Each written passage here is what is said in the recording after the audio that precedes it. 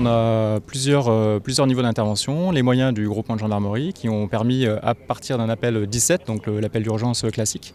d'engager les primo-arrivants, donc des gendarmes de brigade territoriale, et en fonction de la nature de l'événement qui a été identifié, une montée en puissance progressive à partir de pelotons de surveillance et d'intervention qui se sont équipés d'équipements NRBC, donc nucléaire, radiologique, chimique, biologique, puisqu'il y avait une suspicion effectivement d'attentat à partir de ce type d'éléments.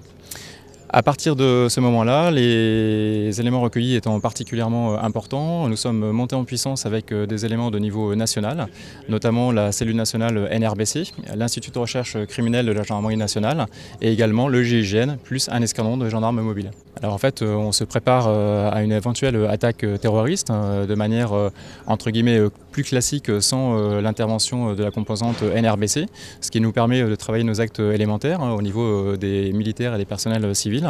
mais également de travailler la coordination interservices entre les différents échelons de commandement. Et cette fois-ci, nous avions cette composante particulière du NRBC qui rajoute une complexité supplémentaire. Il faut absolument pouvoir tester ce type de dispositif de façon à être prêt si d'aventure ça arrivait. C'est un exercice européen qui est passé par différents pays et effectivement la menace est arrivée à partir de la Belgique, donc il y a une prise en compte qui avait été effectuée par nos collègues belges et ensuite un relais qui était assuré par la gendarmerie